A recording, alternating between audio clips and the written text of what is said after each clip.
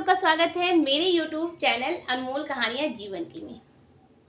तो दोस्तों, हमें जो वर्तमान में इस जीवन में सुख और दुख मिल रहे हैं, क्या इसका ताल्लुक पिछले जन्म के कर्म से जुड़ा होता है? तो जी हाँ दोस्तों, इसका सीधा सीधा ताल्लुक हमारे पिछले जन्म के कर्म से जुड़ा होता है। क्योंकि वर्तमान जीवन में जो हमें सुख और दुख मिल रहे हैं वो पिछले जन्म के कर्म के हिसाब से गर्भ के समय ही हमारी जो तकदीर है वो लिख दी जाती है।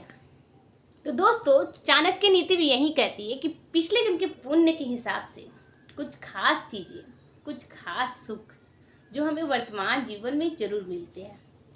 आचार्य चाणक्य ने चाणक्य नीति में ऐसे 6 सुखों का वर्णन किया है जो हर किसी के नसीब में नहीं होते, और ये 6 सुख हमारे पिछले जन्म के पुण्य की वजह से हमें वर्तमान जीवन में मिलते हैं। तो आखिर ये 6 सुख कौन से हैं जो हर किसी के नसीब में नहीं होता है? तो दोस्तों, आचार्य चाणक्य ने इन 6 सुखों में सबसे पहला सुख बताया भोजन। क्योंकि अच्छा खाना मिलना ही बेहतर जिंदगी की निशानी होती है। भाग्यशाली लोगों को ही अच्छा खाना, भोजन मतलब कि अच्छा भोजन नसीब होता है। हमें जब जो खाने का मन करे अगर वो मिल जाए तो इससे बड़ा सुख तो हो ही नहीं सकता। तो दोस्तों, इन 6 सुखों में दूसरा सुख है पाचन शक्ति। क्योंकि अच्छा खाना, उत्तम खाना मिलना ही सब कुछ नहीं होता, उसे पचाने की क्षमता भी होनी चाहिए।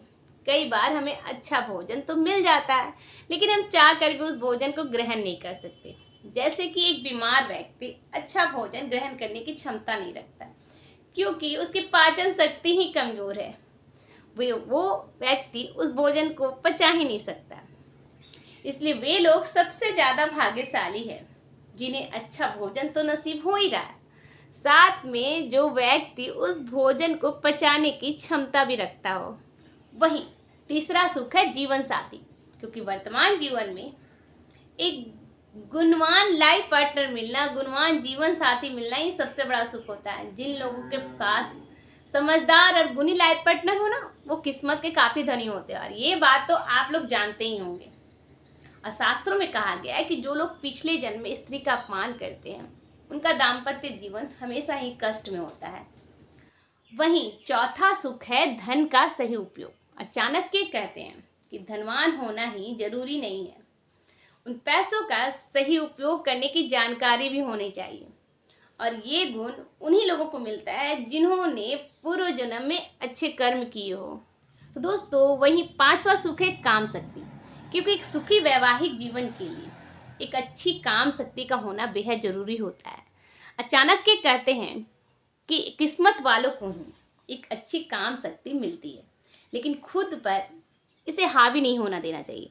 तो चाणक्य नीति के अनुसार जो लोग काम के वश में होते हैं वो बहुत जल्दी बर्बाद हो जाते हैं। तो दोस्तों, वहीं छठा और आखिरी गुण है दान। क्योंकि इस कलयुग में धनी लोगों की कमी नहीं है, लेकिन दान देने का स्वभाव बहुत ही कम लोगों में होता है। तो चाणक्य नीति के अनुसार व्यक्ति में यह गुण सिर्फ उनके पिछले जन्म के पुण्य के अनुसार ही मिलता है। तो दोस्तों, आज का वीडियो आप लोगों को कैसा लगा प्लीज़ ज़रूर बताना, और अगर वीडियो अच्छा लगे तो लाइक करना बिल्कुल मत भूलना, और अगर चैनल पर नए हैं तो प्लीज़ सब्सक्राइब जरूर कर देना। इसी के साथ मिलते हैं फिर एक रोचक जानकारी के साथ में नेक्स्ट वीडियो में।